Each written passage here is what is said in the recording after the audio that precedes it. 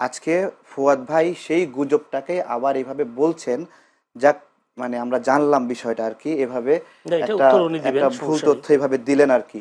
পৃথিবীতে কোনো যুদ্ধে এত পরিমাণ অফিসার শহীদ হয়েছেন কিনা এমন কোনো ঘটনা আমার জানা নাই।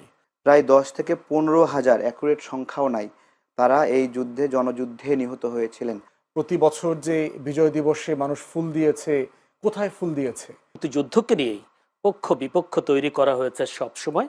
রাজনীতি বিশ্লেষক ছাড়াও বিভিন্ন রাজনৈতিক দলের নেতাদের বক্তব্য উঠে আসে বিগত 17 বছর আওয়ামী লীগ সরকার মুক্তিযুদ্ধের চেতনার কথা বলে দেশের মানুষকে দুভাগে ভাগ করেছে। 24-এর গণঅভ্যুত্থানের পরেও মুক্তিযুদ্ধের পক্ষ বিপক্ষ নিয়ে এখনো সরগরম রাজনীতির মাঠ। মুক্তিযুদ্ধের পক্ষ বিপক্ষ শক্তির কথা বলে আবারও কি মানুষকে, জনগণকে দুভাবে বিভক্ত হবে, দেশে করা হবে? এই বিষয়টা নিয়ে আজকে আমরা আলোচনা করতে চাই।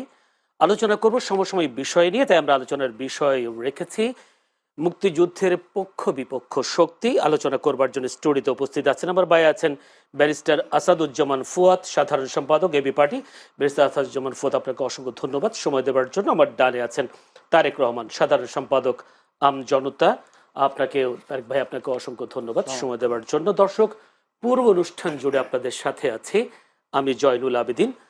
আলোচনা করবার জন্য যেটা বলছিলাম যে আসলে মুক্তিযুদ্ধ যেহেতু এবারে আবার নতুন করে বিজয়ের মাস আসলো আমাদের এই বাংলাদেশে, যেহেতু গৌরবের মাস, মহান এই মাস, এই মুক্তিযুদ্ধ, মহান বিজয় দিবস, এই বিষয়টি নিয়ে অনেক সময় অনেক ধরনের কথাবার্তা হয়। আজকে একটু আলোচনা করতে চাই মুক্তিযুদ্ধের পক্ষ বিপক্ষ শক্তি নিয়ে, যেটা বিগত সরকার এই চেতনা নিয়ে বলা হয়, অনেকেই বলেন যে চেতনা নিয়ে ব্যবসা করেছে। আমি একটু ব্যারিস্টার আসাদুজ্জামান ফুয়াদের কাছে প্রথমে যেতে চাই। মুক্তিযুদ্ধের বিপক্ষ পক্ষ এই বিষয়টা নিয়ে আমরা শুনছি বিগত আওয়ামী লীগ সরকারের আমলে, আবার নতুন করে যে 24-এর অভ্যুত্থানের পর আবারও দেখছি রাজনীতিকদের মুখে কেউ পক্ষে, বিপক্ষে, স্বাধীনতার বিপক্ষে এইসব বিষয়গুলো উঠে আসছে, যেখানে আমরা বলেছিলাম নতুন রাজনৈতিক বন্দোবস্ত হবে 24-এর অভ্যুত্থানের পর। আপনি কি দেখছেন আসলে মুক্তিযুদ্ধের পক্ষ বিপক্ষে এই শক্তি যদি আবার দুভাগে বিভক্ত হয়, আমরা দেশটাকে কোথায় নিয়ে যাব? ধন্যবাদ। আমি তো রিসেন্টলি পক্ষ বিপক্ষ নিয়ে খুব বেশি তর্ক চোখে পড়ে নেই আমার। তো আমি বুঝতে পারছি না যে এটাকে খুব গুরুত্বপূর্ণ কেন মনে হচ্ছে। বিজয় দিবসের আজকে শুভেচ্ছা যেমন আছে আমাদের, ঠিক একইভাবে হচ্ছে 71 সালে আমাদের এই আজাদির লড়াইতে মুসলিম জনগোষ্ঠীর হয়ে যারা লড়াই করেছেন স্বাধীনতার জন্য, তাদের সবাইকে শ্রদ্ধার সাথে স্মরণ করছি, শহীদদের প্রতি রুহের মাগফিরাত কামনা করছি। গুরুত্বপূর্ণ হচ্ছে বিজয়ের মাসে যে গতকালকে আপনার পিলখানা গণহত্যার যে কমিশন তাদের রিপোর্ট জমা দিয়েছে, সেখানে তারা বলেছে যে আমাদের 57 জন সেনা কর্মকর্তা এবং আরও বিডিআর জওয়ান থেকে শুরু করে যারা 74 জন মারা গেছেন, শহীদ হয়েছেন 2009 সালের ফেব্রুয়ারি মাসে, তাদের এই গণহত্যার সাথে আসলে ভারত জড়িত ছিল এবং আওয়ামী লীগ জড়িত ছিল। এই কথাগুলো আমরা ইনফর্মালি বারবার বলে আসছি। বিজয় দিবস এবং যুদ্ধের সাথে এটার প্রাসঙ্গিকতা হচ্ছে যে আমাদের মুক্তিযুদ্ধেও এতজন সেনা কর্মকর্তা শহীদ হন নাই, এবং শুধু তাই না, পৃথিবীতে কোনো যুদ্ধে এত পরিমাণ অফিসার শহীদ হয়েছেন কিনা এমন কোনো ঘটনা আমার জানা নাই। অতএব এটা খুবই সিগনিফিক্যান্ট যে আজকে বিজয়ের মাসে আমরা এইটা আমাদেরকে মাথায় রাখতে হচ্ছে যে আসলে আমাদের সত্যিকার বিজয়টা কতটুকু সত্যিকার আমাদের জীবনে প্রতিফলিত হয়েছে। যেই স্বাধীন রাষ্ট্র তার আর্ম ফোর্সেস অফিসারদেরকে এবং সবচেয়ে চৌকস কর্মকর্তাদেরকে সেফগার্ড করতে পারে না, একটা ভুয়া, মিথ্যা এবং আরোপিত ডাল ভাত কর্মসূচির নামে বিডিআর এবং আমার সশস্ত্র বাহিনীর কর্মকর্তাদের মধ্যকার এই যে চক্রান্ত শুরু করে দিয়েছে, যেটার মধ্য দিয়ে আমার দেশের স্বাধীনতা সার্বভৌমত্ব লঙ্ঘিত হয়েছে, এইটার একটা জাতীয় তদন্ত করতে 17 বছর লেগেছে। তাহলে আমরা আসলে কিসের বিজয় পালন করেছি গত 17 বছর? গত 16টা বছর আওয়ামী ফ্যাসিবাদের আমলে থেকে প্রতি বছর যে বিজয় দিবসে মানুষ ফুল দিয়েছে, কোথায় ফুল দিয়েছে? যেই রাষ্ট্র, যেই দেশের মানুষ তার সভরেন ফোর্সের ডিগনিটি রক্ষা করতে পারে নাই, তাদের বিচারের দাবিতে কোটি কোটি মানুষ রাস্তায় নামতে পারে নাই, কথা বলতে পারে নাই, সেই বিজয়টা আসলে কোন বিজয়? এখন প্রশ্ন হচ্ছে, পক্ষে বিপক্ষের এই লড়াইটা হচ্ছে আজকের পর্যন্ত এই লড়াইতে সামিল রাখার প্রশ্ন আসছে। শুধুমাত্র আপনি 50 বছর আগে ভালো ফুটবল খেলতেন বলেই আপনি ভালো প্লেয়ার, ব্যাপারটা তা না। আজকের সময়টাতে আপনাকে দেখতে হবে আজকে আপনি ভালো ফুটবল খেলেন কিনা। তাহলে স্বাধীনতা অথবা আমাদের স্বাধীনতা সার্বভৌমত্বের পক্ষের বিপক্ষের আলোচনা যদি করতে হয় সেটা আজকের দিন তারিখ সহ করতে হবে। এবং আমরা দেখেছি যে এই সোলজাররা, এই চৌকস অফিসাররা এবং জওয়ানরা কিভাবে জুলুমের শিকার হয়েছেন নিজের দেশের মানুষের হাতে। যে আওয়ামী লীগের নেতারা, এই যে তাপস গং যেটা আছে, নানক, সাহারা খাতুন থেকে শুরু করে পুরো গ্যাং মিলে 15-20 জন আওয়ামী লীগের লোকজন ভিতরে পাঠিয়েছে, 200 লোক মিছিল নিয়ে বেরিয়ে আসছে। অ্যাম্বুলেন্সের দরজা খুলে দেখা গেছে যে আসলে কোনো রুগী নাই, এখানে হিন্দি ভাষায় লোকজন কথা বলছে। এই জায়গাটাতে আলোচনা করতে হবে যে আসলে মুক্তিযুদ্ধের পক্ষে কারা ছিল, বিপক্ষে কারা ছিল। অতএব 16 বছরের এই ফ্যাসিবাদ, যাদের নেতৃত্বে বাংলাদেশের স্বাধীন ফোর্স, আমাদের সীমান্তরক্ষী বাহিনী, আমাদের সশস্ত্র বাহিনীগুলোকে তার ডিগনিটি কম্প্রোমাইজ করতে হয়েছে, তারা হচ্ছে আমাদেরকে শিখিয়েছে যে আসলে কে মুক্তিযুদ্ধের পক্ষের শক্তি, কে স্বাধীনতার পক্ষের শক্তি, আর কে বিপক্ষের শক্তি। তাই এটা হচ্ছে শুধু 71-এর মাপকাঠি দিয়ে এটা গোনা যাবে না, এটা গুনতে হবে আমার প্রত্যেক দিনের আজাদির লড়াইকে সামনে রেখে, যে আসলে আমার কে পক্ষের শক্তি, কে স্বাধীনতা সার্বভৌমত্বকে আফল করছে, আর কে এটাকে নিয়ে ব্যবসা করে বিক্রি করে দিচ্ছে দিল্লির কাছে।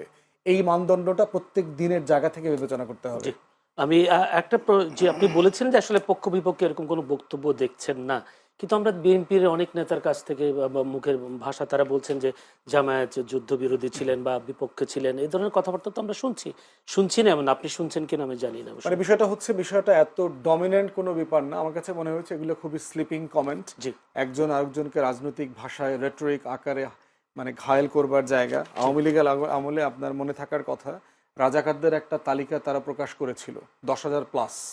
সেখানে দেখা গেছে 7,000 প্লাস হচ্ছে আওয়ামী লীগের লোকজন, 2,000 প্লাস সম্ভবত বিএনপির সাথে জড়িত, সবচেয়ে কম সংখ্যা হচ্ছে জামাতের। তাহলে প্রশ্ন হচ্ছে আপনি যুদ্ধের পক্ষে বিপক্ষের আলাপটা কিভাবে তুলবেন? এরপরে দেখেন জামাতের নেতা ডাক্তার শফিকুর রহমান নিউ ইয়র্কে কয়েকদিন আগে বলেছেন মুক্তিযুদ্ধ নিয়ে তারা ক্ষমা চেয়েছেন, তাদের যে কোনো ভুল ত্রুটির ব্যাপারে তারা ক্ষমা চেয়েছেন। তাদের অ্যাডভোকেট শিশির মুনির বলেছেন জামাত ইতিমধ্যে নাকি আরও 2বার তাদের এই ইস্যুতে তারা জাতির কাছে ক্ষমা চেয়েছে।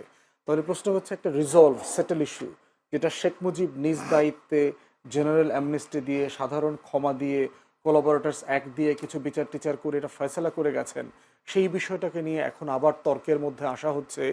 দিল্লির গোলামির যে বয়ান আছে সেই ন্যারেটিভের ভিতরে জাতিকে ঢুকিয়ে দেবার চেষ্টা আমাদেরকে মাথায় রাখতে হবে। আমার প্রশ্ন সেই জায়গায় যে এখনো কেন সেই বক্তব্য, আজকে মাথায় রাখতে হবে আমার বর্তমানের আজাদির লড়াইতে শত্রু মিত্র কারা, কারা প্রতিদিন আমাকে পরাধীন করতে চায়, তাকে কিভাবে আমি প্রতিহত করব, আমার দেশকে কিভাবে ডিফেন্ড করব, জাতিকে কিভাবে ডিফেন্ড করব, এইটা হচ্ছে গুরুত্বপূর্ণ প্রশ্ন। ধন্যবাদ জনাব তারেক রহমান।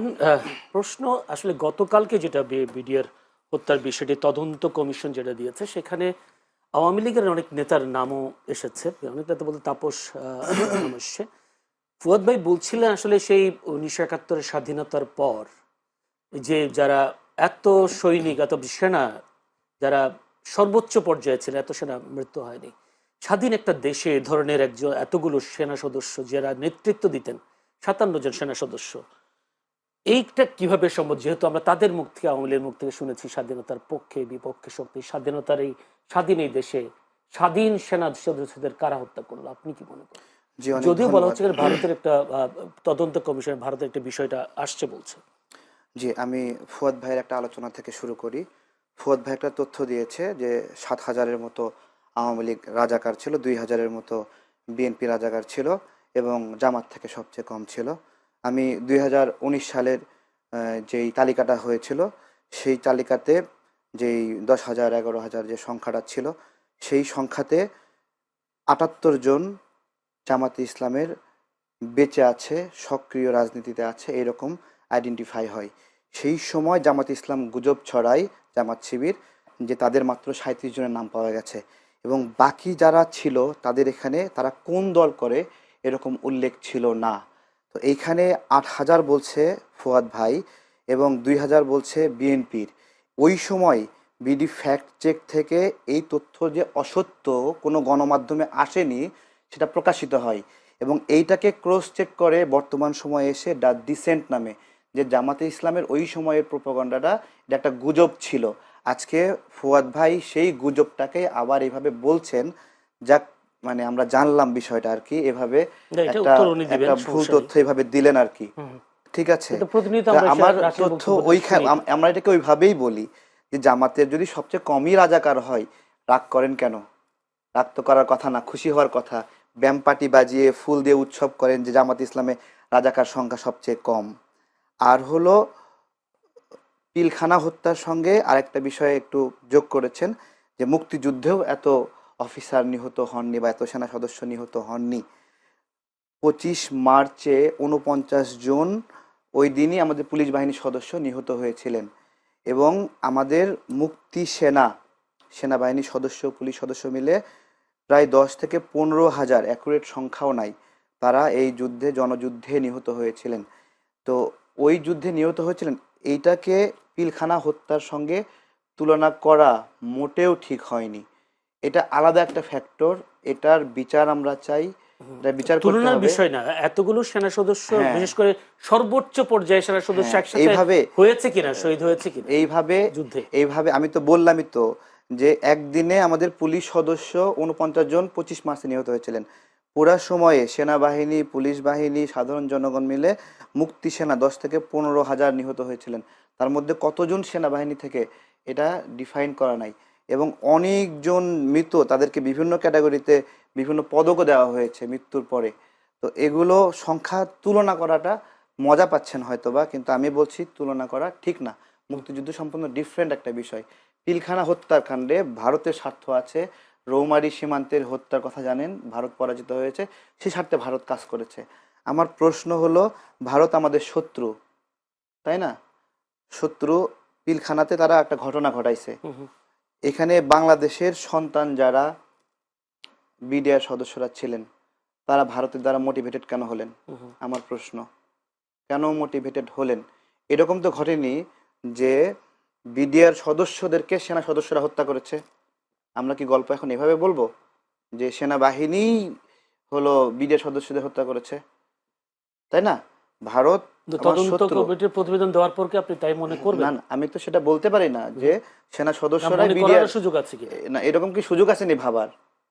তাই না? ডিফেমিং করার জন্য সুযোগ তো নাই, তাই না? ভারত আমার শত্রু। আমার প্রশ্ন হলো, বাংলাদেশি বিডিআর সদস্য যারা ছিল তারা কিন্তু তাদের দ্বারা মোটিভেটেড হয়ে সেনা কর্মকর্তাদের হত্যা করলো। ভারতের আপনি বিচার করবেন কি করবেন না, করতে পারবেন কিনা পারবেন না পরের বিষয়। আমার দেশের সন্তান হয়ে আমার দেশে আরেক সন্তানকে হত্যা করলো, সেটাকে কিভাবে দেখেন? দেখেন বিডিআর এই ঘটনায়, পিলখানার ঘটনায় বিডিআর বিডিআর সদস্যদের মুক্তির জন্য প্রথম যে রাজনৈতিক দল হিসেবে প্রোগ্রাম করে, এটা আমাদের সংগঠনটা, আমরা প্রোগ্রাম করি। আমরা দফায় দফায় প্রোগ্রাম করছি যে এখানে অনেক নির্দোষ মানুষ আপনার হলো বন্দী হয়ে আছে, আটক হয়ে আছে। তাদের শহীদ মিনারের প্রোগ্রামে আমরা সংহতি জানিয়েছি। তাদের আইনি প্রক্রিয়ায় কোর্টে যখন মামলা চলতেছিল সেই সময় আমরা ওখানে দাঁড়িয়েছিলাম। কিন্তু আমাদের ওই এক জায়গায় যে সবাই নির্দোষ না, সবাইকে নির্দোষ বানানো যাবে না গড়পড়তাই, যে এরা সবাই নির্দোষ, ঠিক আছে? এটা মনে রাখতে হবে। এখানে মারা কেউ হয়েছে কেউ তারা নির্দোষ না, এটা বলতে না চাচ্ছেন? না, যারা এখানে সকল বিডিআর সদস্য নির্দোষ না, আমি সেটা বলছি। আচ্ছা, আমার এই কথাটা বুঝতে হবে, সকল বিডিআর সদস্য নির্দোষ না। ভারত তো আমার ক্ষতি করবেই, ভারত তো আমার দুশ্মনী। বাংলাদেশের যে নাগরিকটা ভারতের দ্বারা মোটিভেটেড হয়ে বাংলাদেশের নাগরিককে হত্যা করছে, সে কি কম অপরাধী? ভারত তো ক্ষতি করবেই, সীমান্তে পাইলেই গুলি করছে। যারা সুযোগ করে দিচ্ছে, সেটা সেটা আওয়ামী লীগ সুযোগ করে দিয়েছে, তাপস সাহেবের নাম আছে, সে সুযোগ করে দিয়েছে। তো তারাও ভারতের চেয়ে কম অপরাধী নাকি? অথবা তাপস সাহেবের যে নাম যা আসলো, তারা সমন্বয়কারী হিসেবে, তাই না? যেই বিডিআর সদস্যের হাতের অস্ত্র থেকে গুলিটা ছুঁড়ে শাকিল সাহেবকে মারলো, সে কি কম অপরাধী? আমার প্রশ্ন ওই জায়গায়, স্বাধীন দেশে কেন স্বাধীন দেশের সৈনিককে মারা হলো? এটা তো কারো একটা ঐতিহাসিক বিষয় আছে। হ্যাঁ। আমরা ওই গল্পগুলো শুনছিলাম যে রৌমারী সীমান্তে, তারপরে সিলেট সীমান্তে ভারতের প্রতিশোধ নিয়েছে আপনি বলতে ছোট চাচ্ছেন? ছোট পরাজয় ছিল বা বড় পরাজয় ছিল, সেই পরাজয়গুলোর পর থেকে তাদের একটা, পরাজয়টা বিএনপির আমলে। আমি এক্স্যাক্টলি বলতে, সিলেটের যেটা ছিল সেটা বিএনপির সময় সেটা ছিল, সিলেটের যেটা। আর রৌমারী সীমান্তে এটাও বিএনপির সময় ছিল। এবং দুঃখজনক একটা বিষয় রয়েছে যে না, এটা আওয়ামী লীগের সময়ে ছিল রৌমারী সীমান্তে, আওয়ামী লীগের সময়ে ছিল। দুঃখজনক হলো যে অফিসার নেতৃত্বে ছিলেন তখন, তাকে আপনার হলো পরবর্তীতে বিএনপির সময়ই বহিষ্কার করা হয়। ধন্যবাদ। আমি একটু